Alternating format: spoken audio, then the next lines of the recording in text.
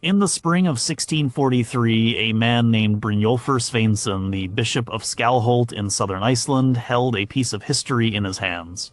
It wasn't treasure, it was old calfskin vellum, bound crudely, smelling of dust and time. This manuscript, which would later be called the Codex Regius, had been passed down through Icelandic farmsteads for centuries, its importance forgotten by most. As Bishop Brynjolfur carefully turned the brittle pages, he found poems written in Old Norse, stories of gods and heroes he knew from childhood tales.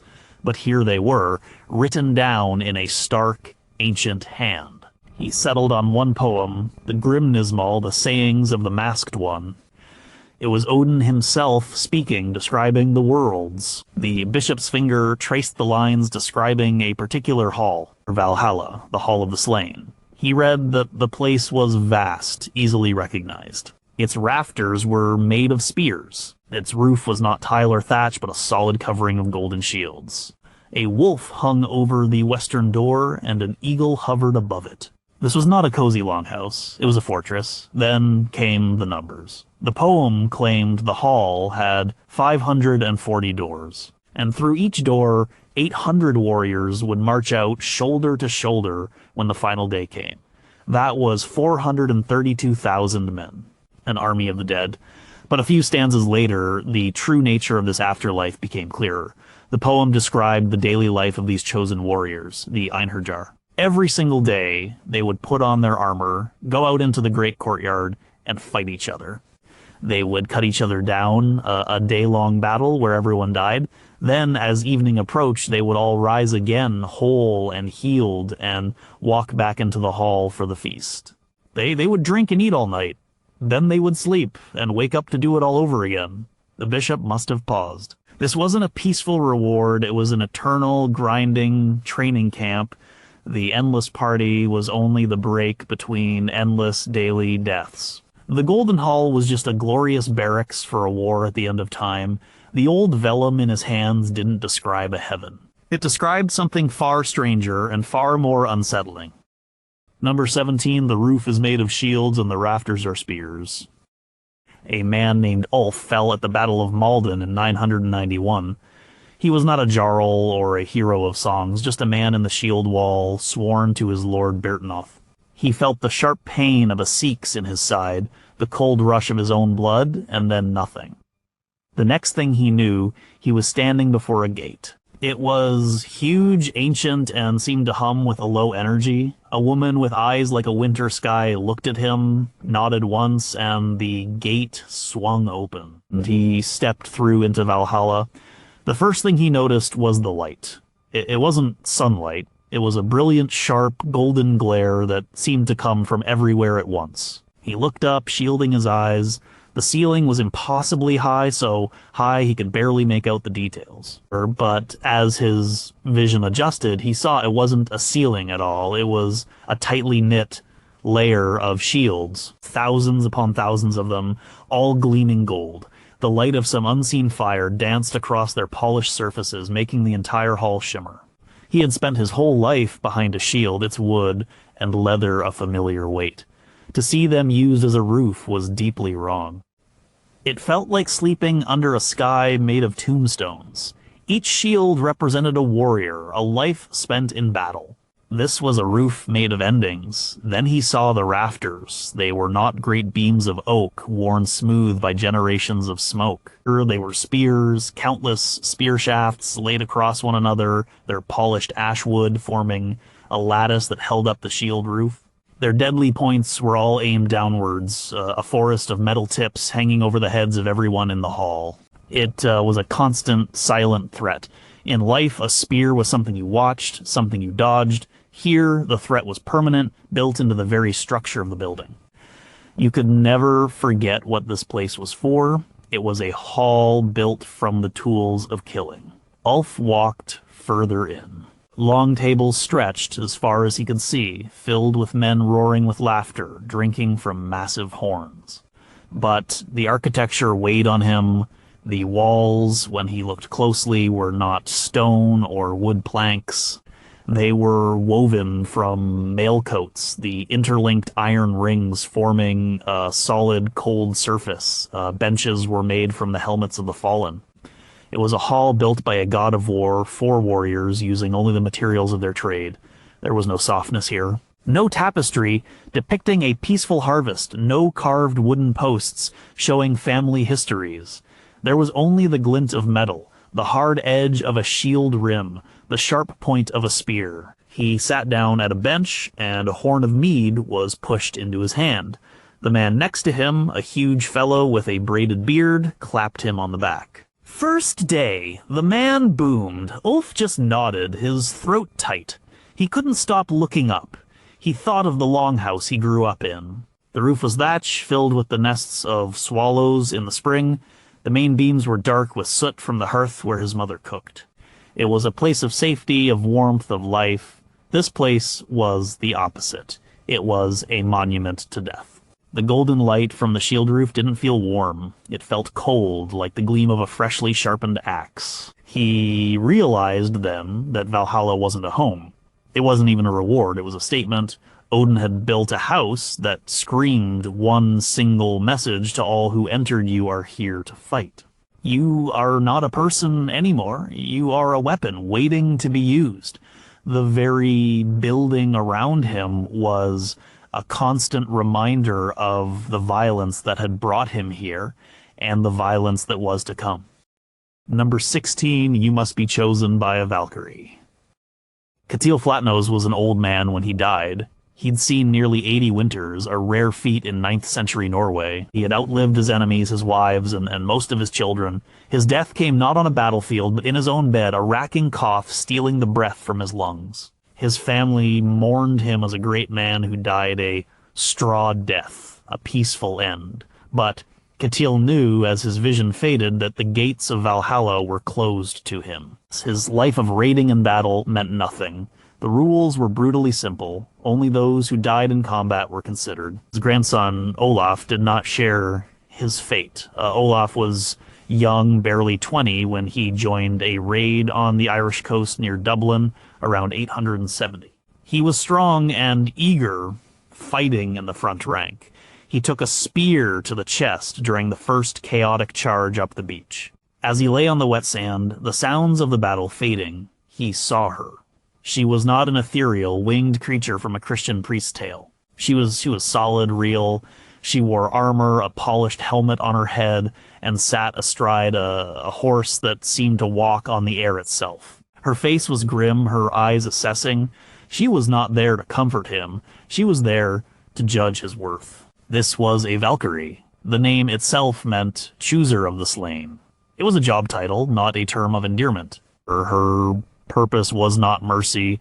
It was recruitment. Odin had sent her to survey the battlefield and select the best soldiers for his army. Olaf, young, strong, and dying a warrior's death, was a prime candidate. She was not looking for a good man or a noble man.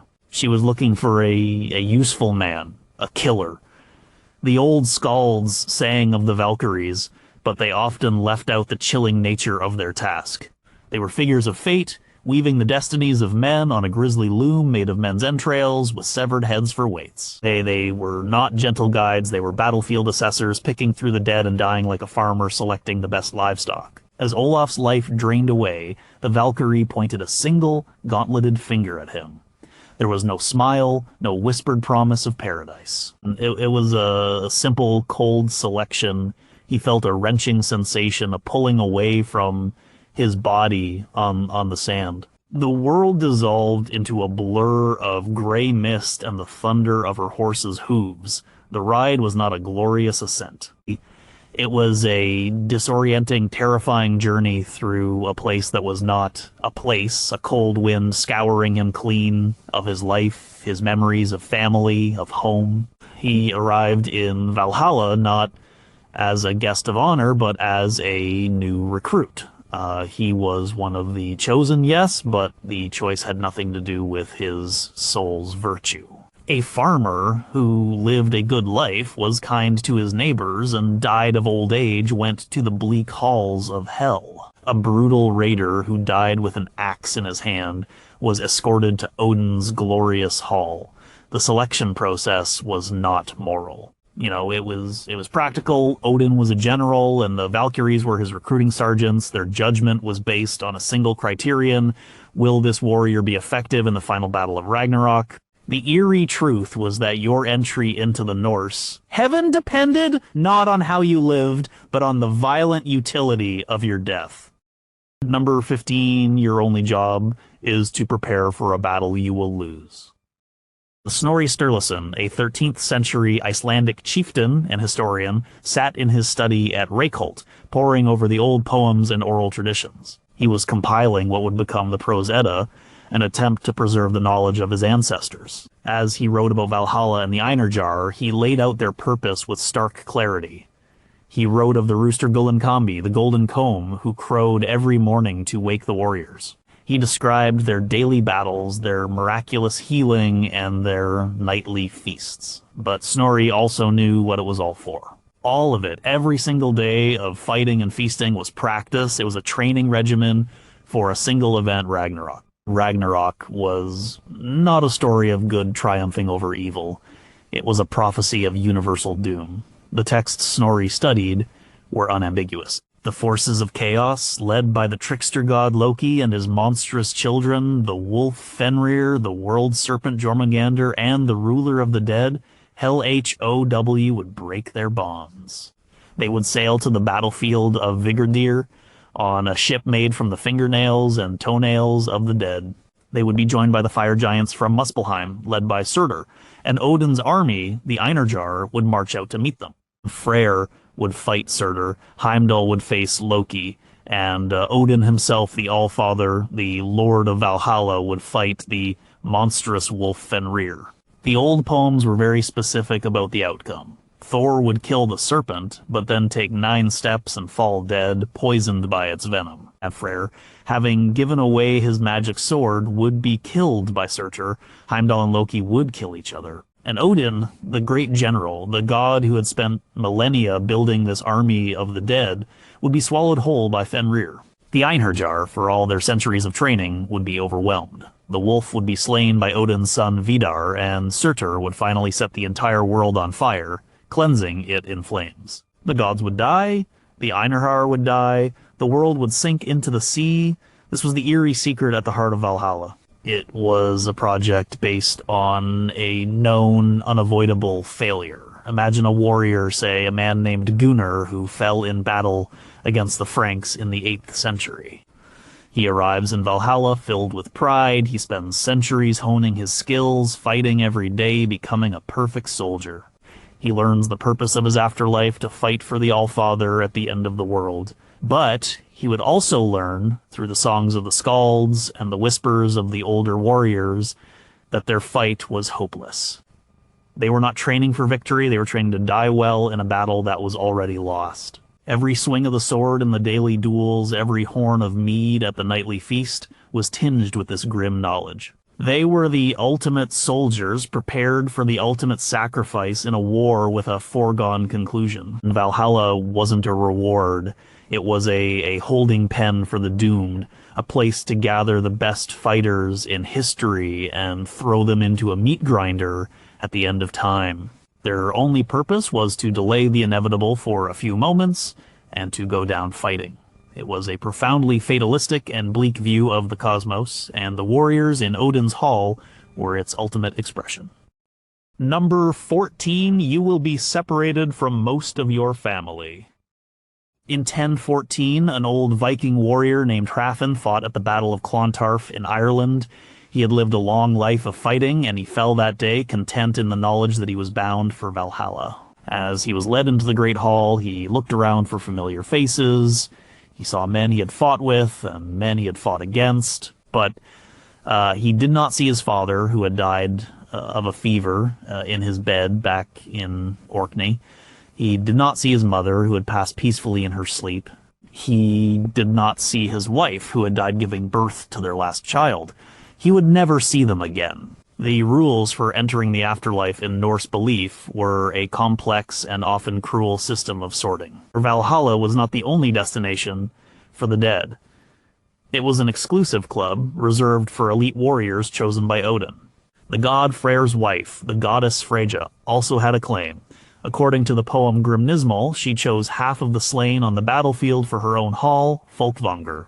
The two deities essentially split the harvest of dead warriors between them, so even if a man died bravely in battle, there was only a 50-50 chance he would end up in Odin's hall. He might just as easily end up in Freyja's. Rafn had no way of knowing if his shield brother, who fell next to him at Clontarf, was at another table in the same hall or in a completely different afterlife across the cosmos.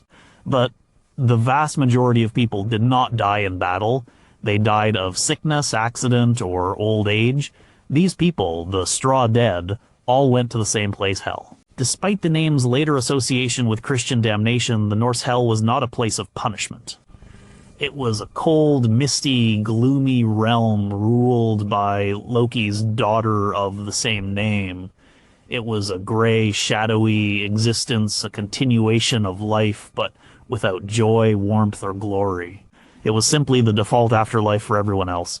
This meant that a warrior in Valhalla, like Kraft, was utterly isolated from his civilian family. His father, the skilled shipwright, his mother, the wise woman who ran their farmstead, his beloved wife, his children who died young from the pox. All of them would be in hell. He would spend eternity feasting and fighting, while they existed as shades in a cold, dark world. There was no way to visit, no way to communicate. The separation was absolute and eternal. The emotional weight of this would be immense. The Viking Age was a time of strong kinship bonds. Family was everything. To be a warrior in Valhalla meant accepting an afterlife of perpetual estrangement from the people you loved most. The nightly feasts would be filled with the boisterous camaraderie of soldiers, but it was a fellowship of strangers and comrades in arms, not the deep comfort of kin. Shrafn might look across the tables and see 1,000 warriors, but he would never again see his father's reassuring smile or hear his wife's laughter. He had traded his family for glory. The eerie truth of Valhalla was its profound loneliness. It was a hall of heroes, but it was also a hall of orphans and widowers, men forever cut off from the gentle bonds of hearth and home. And number 13, Odin, your host, doesn't eat the food. A young Viking, fresh from a raid in Northumbria, where he met his end, found himself seated at one of the endless benches in Valhalla. Let's call him Einar. He was overwhelmed by the scene. The noise, the laughter, the sheer scale of it all. Before him was a platter piled high with roasted meat, steaming and savory. It was pork from the great boar Saehrimnir, he was told. The most delicious meat imaginable. He ate with the hunger of a man who had died fighting. He watched the other warriors, the Einherjar, tear into their food with gusto, and then he looked to the high seat where Odin the Allfather presided over the hall. Odin sat there, a great spear Gungnir resting against his shoulder. His single eye roamed over the assembled warriors, a look of calculation and strategy on his face, but Einar noticed something strange. A platter of the same rich meat was placed before the god, but he did not touch it. Odin took no food. Instead, he would break off pieces of the meat and toss them to the floor. Two massive wolves, whose names Einar would learn were Jerry and Freki, the ravenous and the greedy, snapped the pieces from the air. They sat at Odin's feet, his constant companions, and they ate the god's portion. Einar learned the truth from an older warrior sitting next to him. Odin did not require food. The poem Grimnismal states it plainly, by wine alone the weapon Lord Odin ever lives. He sustained himself entirely on the wine or mead served in the hall. He presided over an eternal feast where he himself never ate. This was not the act of a generous host sharing a meal with his guests. It was the act of a general observing his troops. He was not there for the same purpose as the Einherjar. They were there to feast and regain their strength for the next day's combat. He was there to watch them, to manage his resources, to ensure his army of the dead was in prime condition. This small detail changes the entire dynamic of the hall. The feast is not a celebration of equals. It is a carefully managed rationing of fuel for a living weapon system. The warriors are the weapons, the pork is the fuel, and Odin is the quartermaster. His abstinence from the food creates a distance, a separation between him and his chosen warriors. He is not one of them. He is their commander, their god, their recruiter, but he does not share in their most basic communal activity. Imagine Einar night after night for centuries. He eats the magical pork, drinks the magical mead, and watches his host, the king of the gods, refuse the meal. Odin is above it. He has no need for such mortal sustenance. It would be a constant, unsettling reminder of the chasm between them. The Einarjar are still, in some way, human. They need to eat. They need to drink. Odin is something else entirely. He is a being of pure will and magic, sustained by alcohol and his singular grim purpose preparing for Ragnarök. The fact that the Lord of the feast never touches the food is a subtle, eerie secret that underscores the true nature of Valhalla. It is not a place of fellowship. It is a place of function, and the warriors are just one part of a divine cosmic machine. Number 12, the feast comes from a single, endlessly slaughtered boar. His name was Leif, a raider from the Danish Isles who fell during an attack on a monastery in the Kingdom of Wessex around 878. When he arrived in Valhalla, the first feast was a revelation. He had never tasted meat so rich, so perfectly cooked. The warrior next to him told him it was the boar Saerimnir, cooked by the chef of the gods, Andrimnir, in his great cauldron Eldrimnir. "Best pork you'll ever have," the man said with a grin. "And the best part is, there's always more." Leif enjoyed it for many nights. The routine of Valhalla set in the morning battle, the midday death, the evening resurrection, and the nightly feast. But after a few weeks, a strange curiosity began to gnaw at him. He asked the older warrior how there could possibly be enough pork to feed the hundreds of thousands of warriors in the hall every single night. The man's answer was simple and deeply unsettling. "It's the same boar," he said, taking a large bite. "They cook Saerimnir every evening, and by morning he's whole and alive again, ready to be slaughtered for the next feast." The information is laid out in the old poems in both the Grimnismal and Snorri Sturluson's Gylfaginning. Saerimnir the boar possessed a magical property. No matter how much of him was carved off and eaten, he would be fully regenerated by the next day. He was a self-replenishing food source, a perfect solution for feeding an ever-growing army of the dead.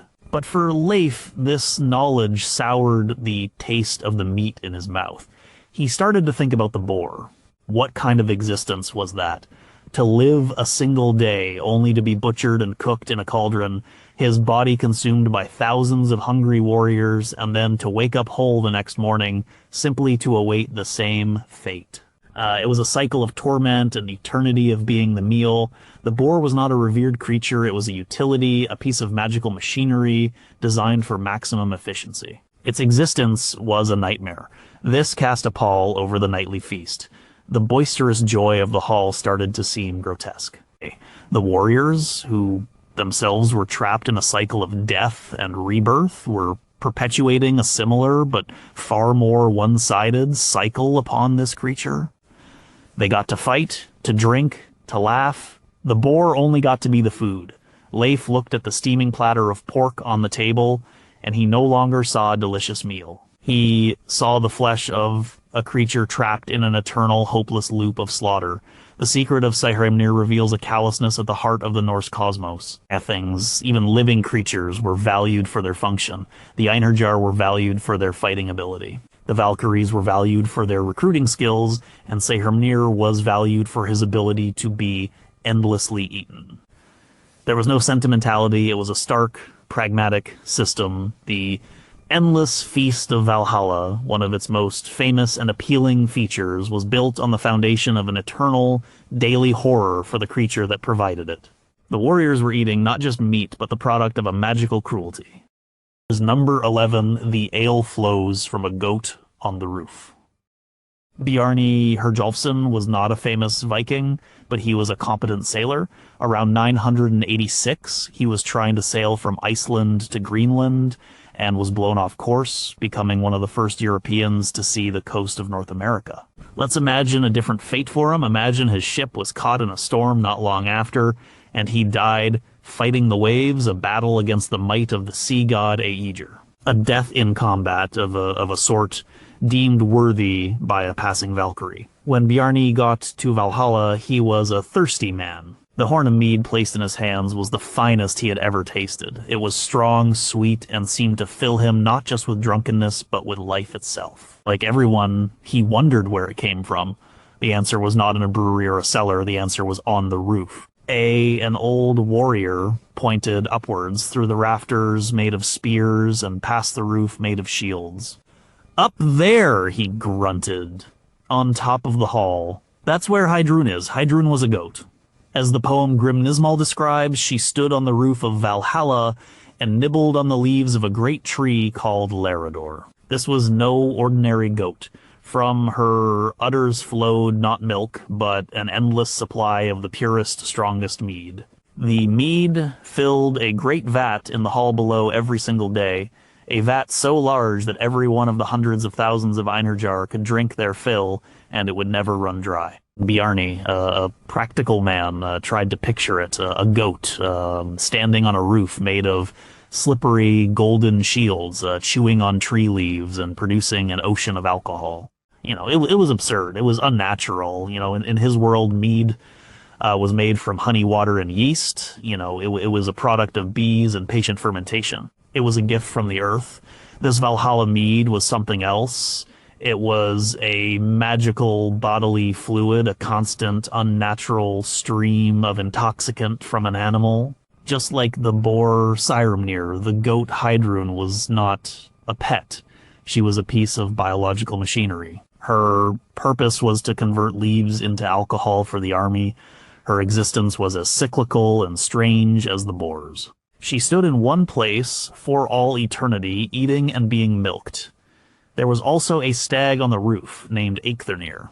He also ate from the tree Larador. From his antlers dripped water, a constant flow that fell down into the spring of Ergelmir, the source of all the rivers in all the worlds. The entire hydrology of the cosmos, according to this myth, originated from the antlers of a deer standing on the roof of Valhalla.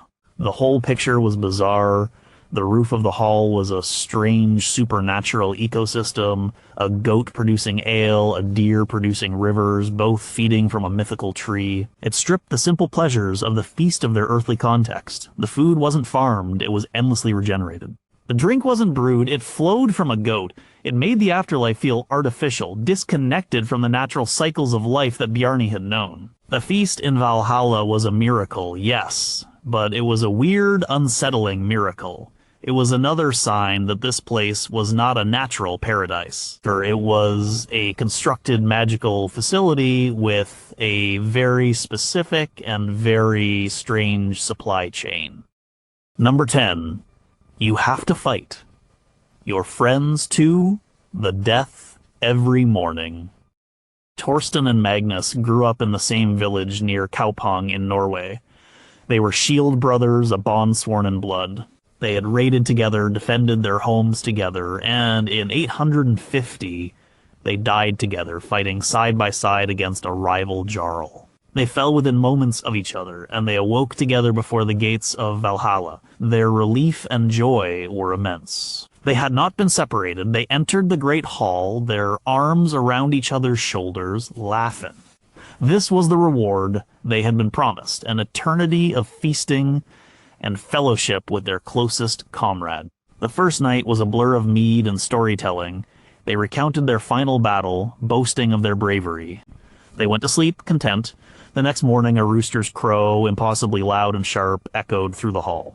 It was Gulenkambi, the Golden Comb. The sound was a command. The warriors around them began to stir, not with the grogginess of a hangover, but with a sharp, focused energy. They reached for their weapons, their faces hardening. Magnus looked at Torsten, a confused smile on his face. Time for more training, I suppose. They walked out into the vast courtyard beyond the hall. The air was cold. Hundreds of thousands of warriors were assembled, forming into rough shield walls. There were no battle lines drawn between friend and foe. It was a chaotic melee. The horn blew a deep, resonant sound that vibrated in their bones, and the fighting began. Thorsten saw Magnus charge toward a group of warriors, his axe swinging. Thorsten joined another group, his own sword a blur. For a time, they fought back to back, just as they had in life. But the chaos of the battle was too great. They were separated. Thorsten found himself facing a warrior he didn't know, a fierce man with Frankish armor. He parried a blow, thrust with his sword, and the man fell. He felt a sharp pain in his back and turned to see another warrior, who he then cut down. The fight was endless, a swirling vortex of violence.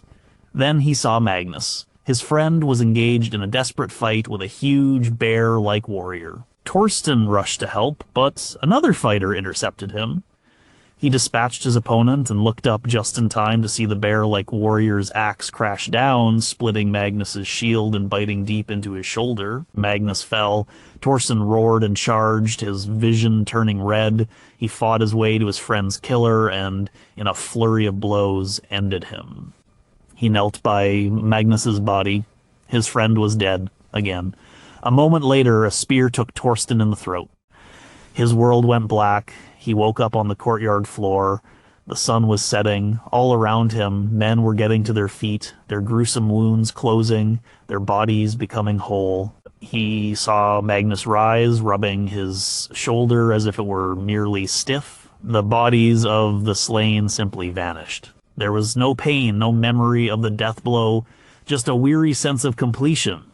They walked back into the hall together, silent. The feast was laid out, the mead flowed, but something was broken. This was their life now. Every morning, they would wake and go out to kill and be killed. They would have to watch each other die over and over. Sometimes, in the heat of the melee, they might even be forced to fight each other. What kind of psychological toll would that take? To kill your best friend in the morning, then share a drink with him that night, knowing you would have to do it all again tomorrow. The daily battle wasn't a glorious sport. It was a grinding, soul-destroying routine. It would strip away friendship, loyalty, and everything but the grim mechanics of combat. And Valhalla wasn't a place to enjoy the company of your friends. It was a place designed to turn you and them into unthinking killing machines. Number 9, Your Old Wounds Might Still Ashay. The Osberg ship, excavated in 1904 from a burial mound in Vestfold, Norway, contained the skeletons of 2 women. The older of the 2, likely a queen or a high priestess who died around 834, had suffered greatly in her life. Her bones showed signs of advanced cancer, which would have caused her immense pain. More than that, her skeleton showed several healed but traumatic injuries. She had a broken leg that had healed poorly. She had lived a life of physical hardship. Now let's transport a warrior with a similar history to Valhalla. His name is Rorik. In life he was a famous fighter, but his body was a map of his battles. He had a knee that had been shattered by a mace and never quite set right, giving him a permanent limp. He had lost 2 fingers on his left hand to a sword cut. A deep scar ran across his face where an axe had nearly taken his eye. He died in his 50s in a sea battle and was chosen for Odin's Hall. When he was resurrected for the feast after his first daily battle in Valhalla, he was amazed. His body was whole, the death blow he had received was gone. He looked at his left hand, the 2 missing fingers were there, pale and new. He stood up and put weight on his leg. The knee felt strong. The old, grinding pain was gone. The scar on his face had vanished. This was part of the magic of the place. Every evening, all wounds were healed. All damage was undone. But the relief was temporary. The mind remembers what the body is forced to forget. The next morning, as Rorik woke for the battle, he felt a phantom ache in his knee. It was a memory of pain, so ingrained after decades of limping that his mind still produced it. When he gripped his shield, his hand felt strangely clumsy. He was not used to having all his fingers. The muscle memory of a lifetime was fighting against the magical perfection of his new body. As the centuries in Valhalla wore on, this sense of dislocation would only grow. The daily deaths and resurrections were one thing, but the erasure of his history was another. His scars were part of him. They told the story of his life. The limp was a reminder of the battle at Garonne. The missing fingers were from a raid on Lindisfarne. They were marks of survival, of identity. In Valhalla, his body was reset to a factory default every evening. He was no longer Rorik the Limper, the man who survived 100 fights. He was just another perfect, anonymous soldier. The eerie aspect of Valhalla's healing is not that it fixes you, but that it erases you. It takes away the physical evidence of your life's struggles. The warriors are not just healed, they are standardized. They become interchangeable units in Odin's army. The constant phantom pains that Rorik might feel would be a form of psychological torture. His body is telling him it's perfect, but his mind, his soul, screams that it's wrong. He is trapped in a body that is no longer his own, a perfect vessel for fighting that has been stripped of the very marks that made it his. The perfect health of Valhalla is a curse, a constant reminder that the man he used to be has been wiped away. Number 8, the hall is full of your lifelong enemies. The Viking Age was not a unified period of Norse expansion. It was a chaotic era of shifting allegiances, blood feuds, and brutal civil wars. A Viking from what is now Denmark might spend his entire life fighting Vikings from Norway. A Jarl from the north of Iceland might have a blood feud with a family from the south that lasted for generations. These were not abstract conflicts. They were deeply personal, fueled by honor, revenge, and greed. Consider a man named Finn, a Norwegian from Vestfold who spent 20 years of his life locked in a bitter struggle with a Danish Jarl named Canute. Their fathers had been enemies, they had raided each other's lands, burned each other's halls, and killed each other's kin. The hatred between them was the central fact of their lives. In 890, they finally met in a shield wall during a major battle. They sought each other out, a grim dance of axe and shield. In the end, they killed each other, their final blows landing at the same instant. Both died a warrior's death. Both were chosen. A Valkyrie took Finn, another took Canute, and so they both arrived in Valhalla. Imagine Finn walking into the Great Hall, taking in the spectacle, and then seeing him.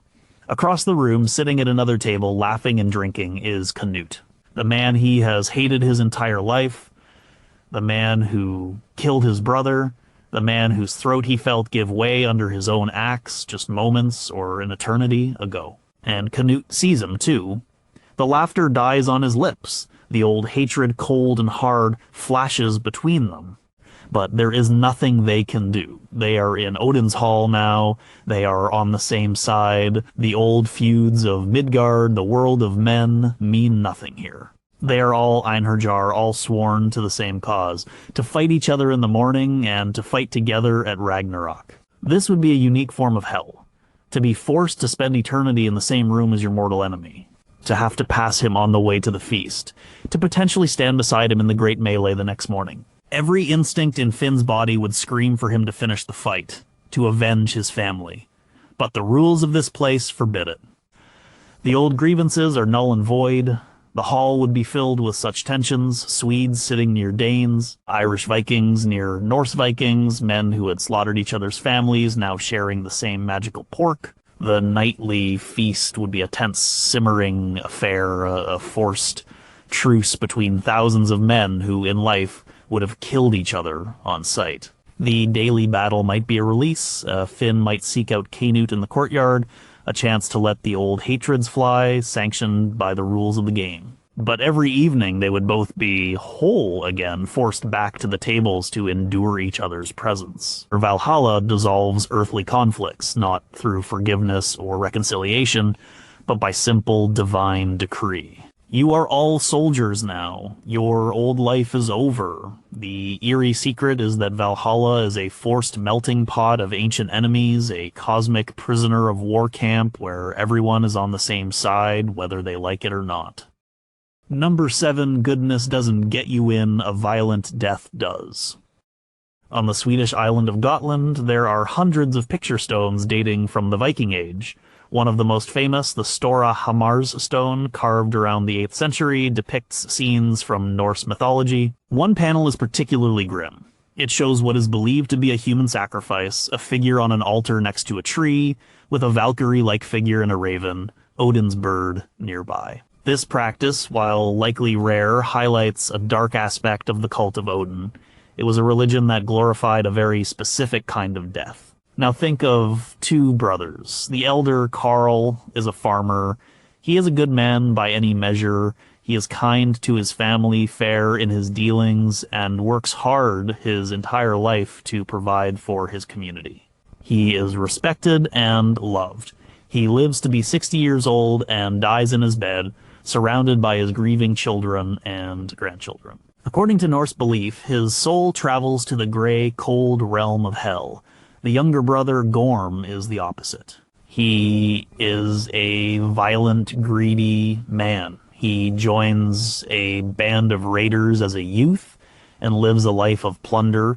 He is a merciless killer, known for his brutality in battle. He is not a good man. He is a dangerous man. One day, during a raid on a coastal village, he is cut down, an axe in his hand and a curse on his lips. A Valkyrie, seeing a skilled and ruthless fighter, chooses him. Gorm goes to Valhalla. This is the fundamental, unsettling moral logic of Odin's Hall. And is not a reward for a virtuous life. It is a recruitment center for an army.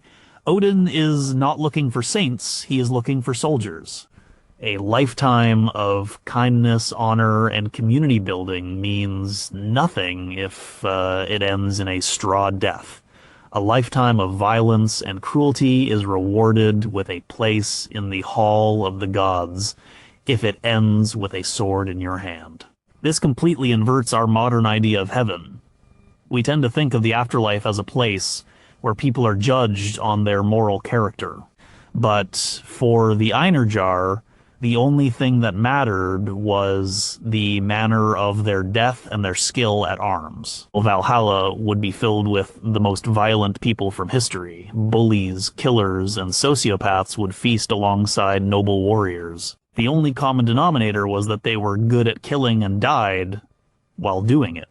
The good farmer Karl would spend eternity as a listless shade in hell, while his brutal brother Gorm would drink mead with the gods. This reality would make Valhalla a very different place than a simple warrior's paradise. It would be a hall filled with aggressive, battle-hardened men, many of whom were likely unpleasant and dangerous in life. The camaraderie would be that of a barracks full of hardened killers, not a gathering of noble souls. The entry requirement was not goodness, but a specific kind of violent utility. It was an afterlife that valued a bloody end over a well-lived life. Number 6, the sheer number of the dead is unsettling. In 1878, a Norwegian farmer named Jan Grieg was excavating a burial mound on his land near Gokstad. He uncovered a ship, almost perfectly preserved. The Gokstad ship was a magnificent vessel, a testament to the skill of Viking-age shipwrights. It was built to hold around 32 oarsmen. For the people of the time, a ship of this size, crewed by 32 battle-ready men, was a formidable sight. Now, consider the numbers given for Valhalla in the poem Grimnismal. The hall has 540 doors. When Ragnarök comes, 800 warriors will march out of each door. A simple calculation gives the total size of Odin's army 432,000. For a Viking warrior, a man like one of the crew of the Gokstad ship, this number would be impossible to comprehend. The largest armies of the Viking Age numbered in the low thousands. The great heathen army that invaded England in the 860s was considered massive, and historians estimate it was perhaps a few thousand strong. An army of 432,000 was beyond imagination. A newly arrived warrior in Valhalla would be confronted with this reality. The hall wouldn't just be big, it would be a sprawling, endless city of the dead. The noise would be a constant, deafening roar of nearly 500,000 men feasting, shouting, and singing. You would never find a moment of silence, a moment of solitude. You would be a single face in a sea of faces, a nameless soldier in a legion of ghosts. The scale itself is a form of horror. In life, a warrior had a name, a reputation, a place in his community. He was known. In Valhalla, he would be an anonymous statistic. He could walk for days and never see the end of the hall, never see the same face twice. The promise of feasting with the heroes of old would be a cruel joke. How could you find the legendary Ragnar Lothbrok in a crowd of 432,000? You would be lucky to find the man who sat next to you the night before. This immense number also speaks to the scale of death over the centuries. Odin has been collecting soldiers for a very long time. Every single one of the 432,000 men in that hall died a violent death. Valhalla is not just a hall, it is a repository for an almost unimaginable amount of human suffering and violence. It is a monument to millennia of warfare. The individual is lost in the crowd. The personal glory of a warrior's death is rendered meaningless by the sheer number of others who have shared the same fate. You are not a hero chosen for your unique valor. You are a single drop of water in an ocean of the slain, a tiny cog in a vast war machine. The terrifying secret of Valhalla is its inhuman scale. It is a place so large that it erases individuality, turning legendary heroes into a faceless, numberless horde. Number 5, the entrance itself is a terrifying obstacle course. When a Viking died, their journey to the afterlife was not guaranteed to be easy. Grave goods, like the ships found at Oseberg and Gokstad, were intended to help the deceased on their way. But the path to Valhalla was particularly treacherous, not a simple ascent to the clouds. A warrior chosen by a Valkyrie did not simply appear in the hall. The myths describe a perilous journey. The first obstacle was the River Thund, or the Roaring. This was a raging torrent filled with rapids and sharp rocks so wide and fast that it was almost impossible to cross. The newly dead warrior would have to fight his way across this violent river, a final test of his strength and determination even after death. It was a cosmic filter designed to weed out anyone who lacked the will to complete the journey. If he made it across the river, he would come to the gates of Valhalla, but they were not unguarded. The main gate was called Valgrind, the Death Gate. The ancient poems describe it as a sacred gate that few know how to open. It was a puzzle, a final riddle. Simply arriving was not enough, you had to have the knowledge or the right to enter. Standing before this gate, battered from crossing the river, the warrior would face a moment of ultimate uncertainty. Was he truly worthy? Did he know the secret? Surrounding the hall were other, more menacing features. The poems mention a grove of trees near Valhalla called Glazir, whose leaves are made of red gold. But they also speak of a wolf hanging over the western door and an eagle hovering above. These were not welcoming decorations, they were guardians, predators. The wolf is a recurring symbol of chaos and destruction in Norse mythology. To have one guarding the door suggests a constant latent threat. The journey itself was designed to be an ordeal. It stripped away any sense of a gentle passage into a peaceful afterlife. It was one last battle. A warrior named Halfdan, who died in a shield wall in Freyja, would not be greeted by angels.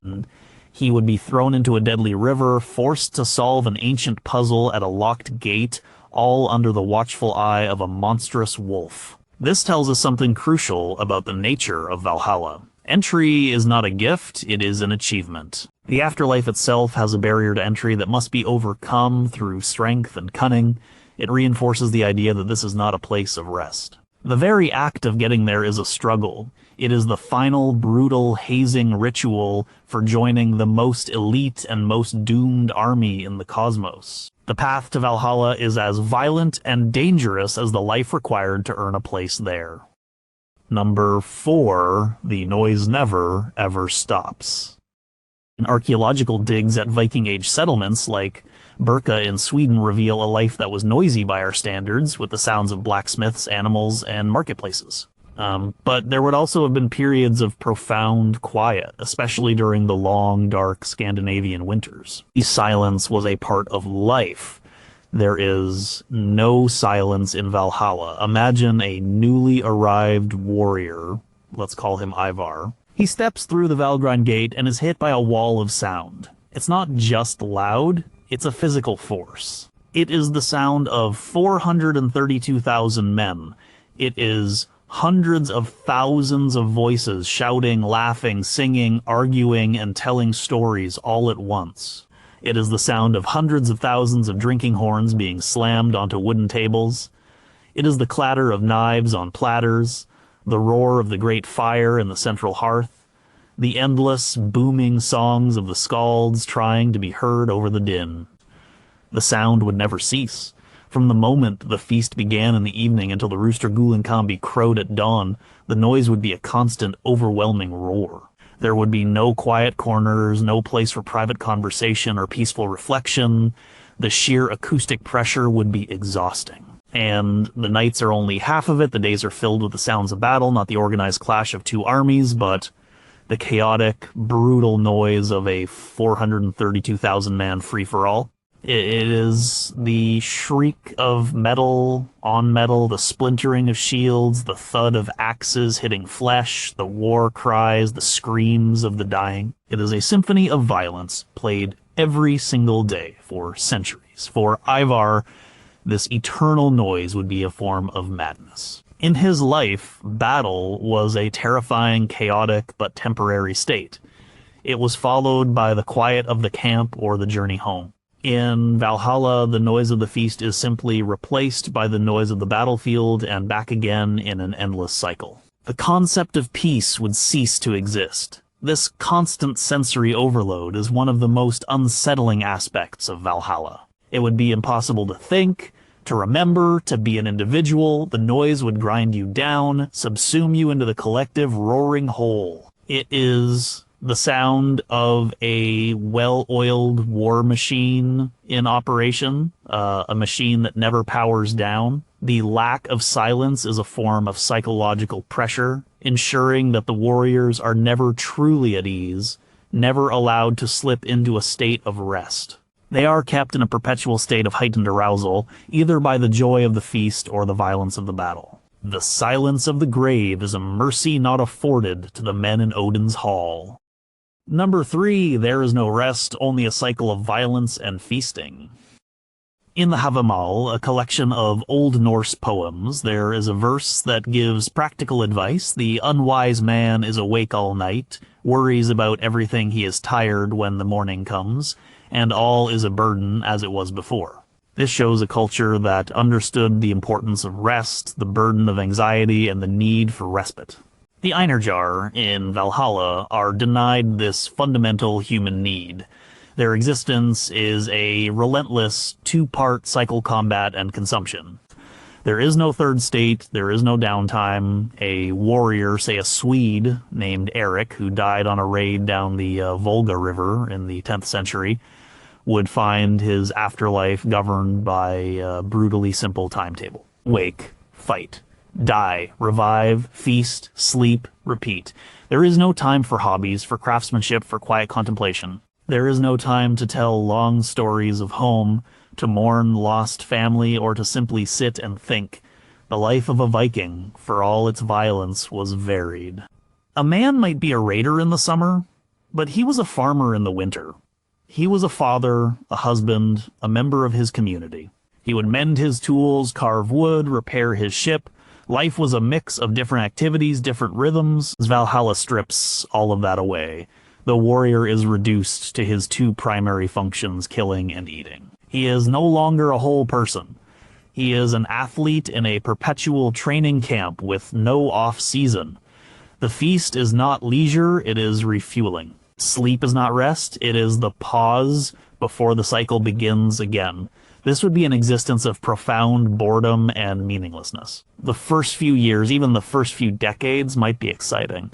But after a century, after 5 centuries, the same fight, the same food, the same songs, every single day, the violence would lose its thrill. The feast would lose its taste. It would become a grim, automated process. The purpose of this cycle is to keep the Einherjar in peak fighting condition, both physically and mentally. They are to be kept sharp, aggressive, and focused on combat.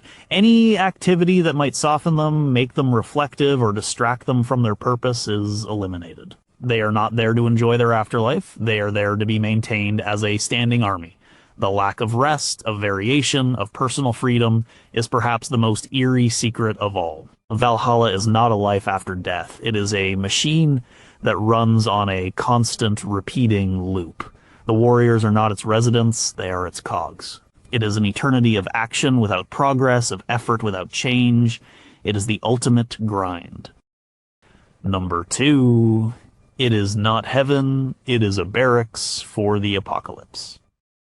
The Sutton Hoo ship burial in England, discovered in 1939, contained a stunning collection of artifacts from the 7th century, including a magnificent helmet, weapons, and feasting gear. The burial speaks to the values of the Anglo-Saxon and wider Germanic warrior culture: martial prowess, loyalty to a lord, and the importance of the communal hall. The hall was the center of life, a place of safety, community, and reward. Valhalla takes the image of the warrior's hall and twists it into something else entirely. It has all the outward signs of a lord's hall, the feasting, the drinking, the songs of heroes, but its underlying purpose is different. It is not a home, it is a barracks, a newly arrived warrior expecting the warmth and camaraderie of his Jarl's longhouse would quickly realize his mistake. The scale is wrong.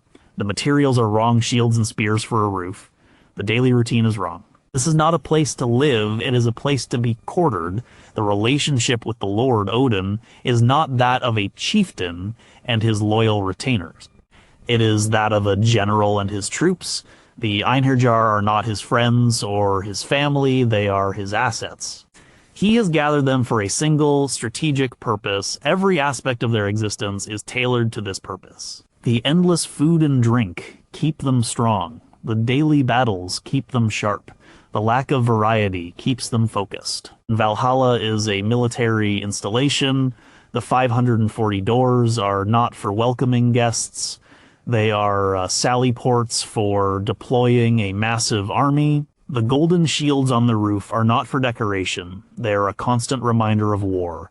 The entire enterprise is a logistical and strategic undertaking on a cosmic scale. This reframes the entire concept of the warrior's paradise. It is not a paradise at all. It is a forward operating base for the final battle. The warriors are not being rewarded for their lives. They are being conscripted for their deaths. They have been removed from the cycle of life and death on Earth, only to be placed in a holding pattern, waiting for a war. The eerie truth is that the Einherjar have simply traded one form of service for another. In life, they served a Jarl or a king. In death, they serve Odin, but their service to Odin is absolute, eternal, and will end in their ultimate destruction. They are not honored guests in a divine hall. They are spectral soldiers housed in a celestial barracks, waiting for the trumpet call that will signal the end of the world and their own final meaningless charge. Number 1, the entire project is doomed from the start. On February 23rd, 2014, the Jorvik Viking Center in York, England, held a festival to mark the day that, according to some interpretations of Norse prophecy, Ragnarök was supposed to occur. A horn was blown to signal the coming of the gods. It was a day of fun and celebration, a modern interpretation of a deeply pessimistic ancient belief. The real Ragnarök, as described in the sources, is anything but fun, and its foregone conclusion is the secret that hangs over Valhalla like a shroud. Every warrior in Valhalla, from the one who arrived this morning to the one who has been there for 1,000 years, knows how the story ends. The skalds sing of it, the prophecies are clear. They will lose. This is the ultimate, most chilling secret of Odin's Great Hall. The entire millennia-long project of gathering the greatest warriors in history is destined for failure. Odin, the master strategist, the Allfather, the god of wisdom, has a plan that he knows will not be enough. He is playing a cosmic game of chess where he has already seen the final move, and it is his own checkmate. The daily battles, the endless feasting, the stockpiling of 432,000 elite fighters, it's all an exercise in defiance against a fate that cannot be changed. The Einherjar are not training to win. They are training to make the final defeat as costly as possible for the forces of chaos. Their role is not to secure victory, but to die with honor in a hopeless cause. This casts every single moment in Valhalla in a tragic light. The laughter at the feast is the laughter of the condemned. The ferocity in the daily battles is the desperate practice of men who know their skills will ultimately fail them. The loyalty to Odin is loyalty to a doomed commander. Imagine the psychology of a place like that. It is an entire culture built around a known future catastrophe. There is no hope of a peaceful retirement, no dream of a final victory parade. There is only the grim certainty of a final apocalyptic battle that will annihilate them, their gods, and the very world they are fighting to protect. Valhalla, then, is not a celebration of the warrior's life, but the ultimate expression of a deeply fatalistic worldview. It is a monument to the belief that some things are inevitable, and that the only choice one has is how to face them. The Einherjar face their doom by sharpening their swords and raising their drinking horns. The Great Hall, with its golden roof and spear rafters, is the most glorious, most elaborate, and most tragic lost cause in all of mythology. It is a shining barracks filled with the ghosts of heroes all gathered together for one last magnificent failure. The party in Valhalla is not a celebration of past deeds, but a wake for a future death. The greatest secret of the Hall of the Slain is that its primary purpose is to prepare its residents for a second, and final, oblivion.